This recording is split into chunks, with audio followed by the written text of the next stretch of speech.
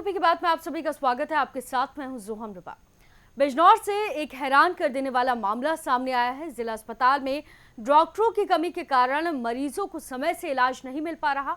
अस्पताल की इमरजेंसी सेवा केवल 2 मेडिकल अफसरों के भरोसे चल रही है। आखिर क्या है पूरा मामला, आप देखिए इस रिपोर्ट में। क्या इमरजेंसी सेवाएं केवल नाम की रह गई हैं? मरीज तड़पते हैं लेकिन डॉक्टर ड्यूटी पर मौजूद नहीं रहते। बिजनौर जिला अस्पताल की इमरजेंसी में मरीज इलाज की आस में आते हैं, लेकिन यहां डॉक्टरों की गैर मौजूदगी उनकी उम्मीदों को तोड़ देती है। वहीं काजल के परिवार के सपनों की उस रात जान चली गई जब अस्पताल पहुंचने पर उन्हें डॉक्टर तो नहीं मिला, लेकिन एक फार्मासिस्ट ने जितनी कोशिश वो कर सकता था की गई।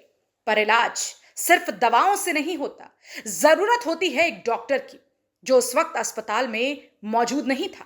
अभी जैसे मैं यहाँ पर आया, भीड़ तो काफ़ी रहती है, इमरजेंसी हमेशा ही रहती है और गंभीर रोगी भी आते हैं। लेकिन इसके साथ साथ इमरजेंसी की ड्यूटी के साथ साथ मुझे पूरे महीने जो है नाइट में पोस्टमार्टम की ड्यूटी भी करनी पड़ती है। जो डीएम साहब की परमिशन होती है, सीएमओ साहब की परमिशन होती है, तो उनके सीएमओ साहब ने मेरी ड्यूटी लगाई हुई है पूरे महीने।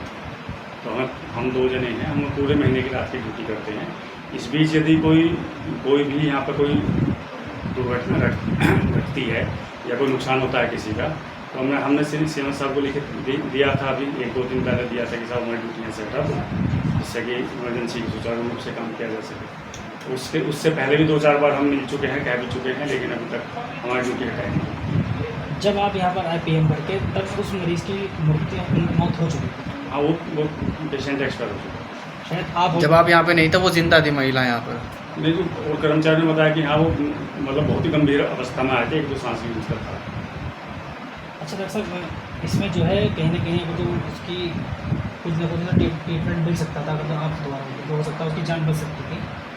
ट्रीटमेंट तो जैसा बीपी ब्लड प्रेशर वगैरह ना पता उसका, जैसा ब्लड प्रेशर भी नहीं आ रहा था, दिल की धड़कन भी बहुत तेज आ रही थी, गैस की कंडीशन में थी, मुझे बताया। अच्छा, कितने ईएमओ हैं इमरजेंसी? इमरजेंसी में 2 ही ईएमओ हैं, एक ईएमओ और अटैच किए हुए हैं, 3 इसमें पड़ जाएंगे। लेकिन जो पूरे महीने की पोस्टमार्टम ड्यूटी है वो हमारी अपनी ड्यूटी के साथ साथ दोनों के द्वारा की जाती है, पूरे महीने फुल नाइट। पर डे के कितने मरीज आते हैं इमरजेंसी में? पर डे के लगभग अंदाजे से कोई जैसे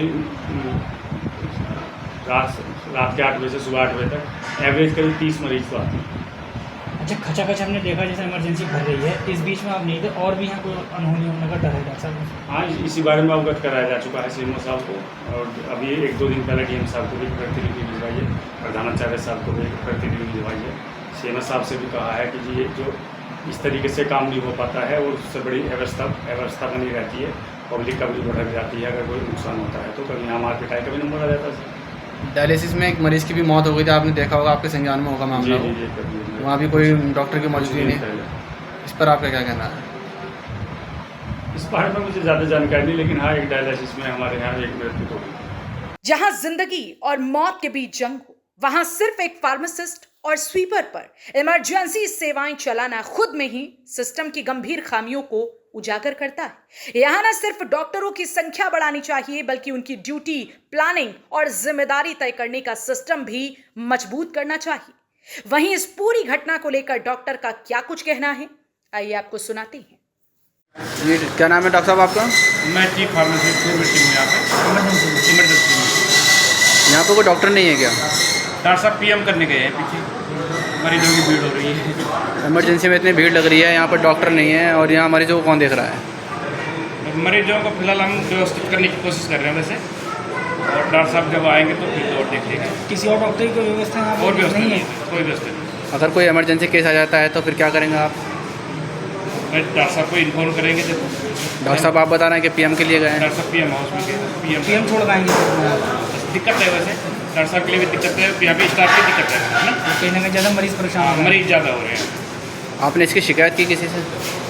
अब सब लोग बता रहे हैं, डॉक्टर साहब वो लोग बताएंगे, सीएमओ साहब को बताएंगे, अधीक्षक साहब को बताएंगे, तो जब नहीं, डॉक्टर एक यहाँ पे नियुक्त है, इमरजेंसी के लिए है या पीएम के लिए है? वहाँ पे डॉक्टर साहब को इमरजेंसी के लिए नियुक्त है, यहाँ इमरजेंसी के लिए है ना, यहाँ ड्यूटी है ना उनकी, यहाँ ड्यूटी और पीएम के लिए चले गए।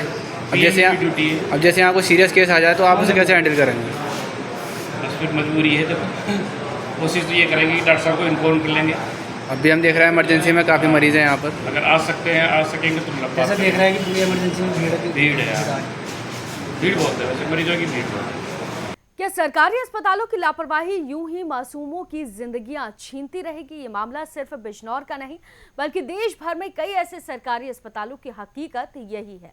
डॉक्टरों की कमी, संसाधनों की मार और सिस्टम की उदासीनता अब जानलेवा बन चुकी है।